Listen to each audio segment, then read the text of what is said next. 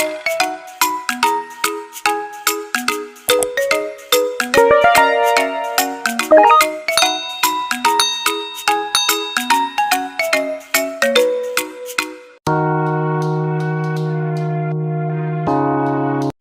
वालेकुम साथियों। तो आज की कहानी शुरू करते हैं। घर के अंदर दाखिल होते ही आपको एक घुटी हुई चीख की आवाज़ सुनाई देती है। ये निशी की आवाज़ है। आप आवाज़ के पीछे भागते हैं। बावर्ची खाने से गुजरकर, खाने के कमरे से होकर, खाक में अटे हुए लाइब्रेरी को पार करके एक हाल में पहुंचते हैं जहां निशी सहमी डरी हुई बैठी है। क्या हुआ? तुम ठीक हो तो हो? मेरी मदद करो, मैं फंस गई हूँ। निशी चिल्लाकर कहती है, फंस गई हो? मैं मकान के अंदर दाखिल होकर जहाँ आई तो जहाँ एक बिल्ली बैठी हुई थी। मैं उसे प्यार करने के लिए आगे बढ़ी तो वो खौफनाक अंदाज से मुझे घूरने लगी, फिर हंसने लगी और फिर इधर उधर टहलने लगी जैसे मेरे और उसके दरमियान सलाखों का एक पिंजरा हो। फिर वो चली गई, लेकिन मैं अभी तक इन सलाखों को महसूस कर रही हूँ। आप निशी को दिलासा देते हैं, लेकिन इसका खौफ दूर नहीं होता। टूटे हुए फर्नीचर को फैलाते हुए आप स्टोर रूम के दरवाजे को खोलते हैं। ये कपड़ों से भरा हुआ है और इसमें से बहुत ज़्यादा बदबू आ रही। कुछ कपड़े बहुत पुराने हैं और कुछ बिल्कुल नहीं। जहां आपको एक पुलिस की वर्दी भी दिखाई देती है। एक कील पर एक बड़ा सा चाबियों का गुच्छा लटक रहा है। गुच्छे में सिर्फ 3 चाबियां। अचानक एक अजीबोगरीब शोर सुनकर आप घबरा जाते हैं, लेकिन ये तो चूहा है जो कमरे में घूम रहा है।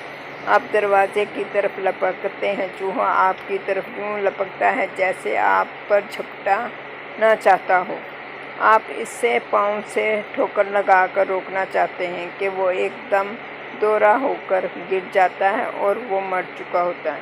आप तेज़ी से सीढ़ियों की तरफ लपकते हैं। फिर आपको चाबियों का ख्याल आता है तो वो आपके काम आ सकते। जब आप सीढ़ियों के पास पहुंचते हैं तो आपको एक ऐसी चीज़ दिखाई देती है जो आपने पहले नहीं देखी थी। ये एक धात का बड़ा सा कुंडा है जो फर्श में लगा हुआ है। आप कुंडे को खींचते हैं तो फर्श का एक हिस्सा ऊपर उठ जाता है। आप इसे पूरा खींच कर नीचे झांकते हैं। नीचे जाने के लिए बल खाती हुई सीढ़ियाँ एक कमरे में जा रही हैं। वहाँ बहुत रोशनी है। आप सीढ़ियाँ उतरने लगते हैं, लेकिन आपको कुछ इल्म नहीं कि ये सीढ़ियाँ आपको कहाँ ले जाएंगी। अचानक आपको एक ज़ोरदार आवाज़ सुनाई देती है। किसी ने तहखाने का ढक्कन बंद कर दिया है।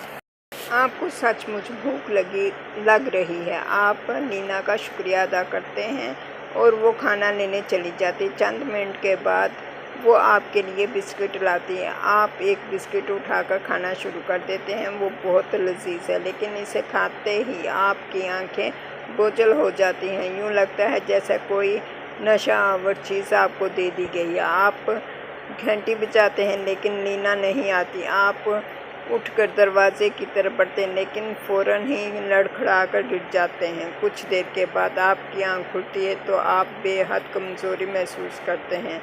आप जहाँ हैं वहाँ गहरा अंधेरा है। यही शुक्रिया आप जवाब देते हैं। मैंने सुना था कि इस घर में सिर्फ बेगम बगले की बिल्ली रहती है, लेकिन अब मेरा ख्याल है कि बेगम बगले भी यहाँ रहती हैं। अगर मुझे ये पहले इल्म होता तो मैं इस तरफ ना आता। अंदर बेगम बगले बुरा नहीं मानेंगी। उन्हें आपके आने की पहले से उम्मीद थी। मेहमानों के आने से वो बहुत खुश होती हैं। मुझे ये जानकर बहुत खुशी हुई। लेकिन बेगम बगले खुद कहाँ हैं? आपने पूछा।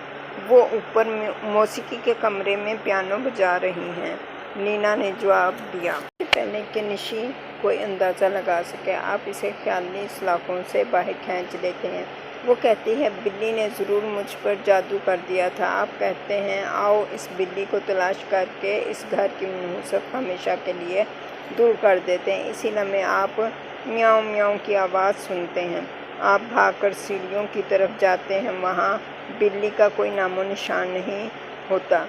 वो ख्वाबगाह में भी नहीं है। निशी बिल्ली के पीछे को तलाश करते हुए दूसरे कमरे में जाती है, लेकिन फिर उसका भी पता नहीं चलता। आप निशी को पुकारते हैं और हर खुले दरवाजे के अंदर उसे देखते हैं, लेकिन ना तो वो कहीं दिखाई देती है और ना ही उसकी आवाज़ आ रही होती है। आप फिर सीढ़ियों की तरफ जाते हैं।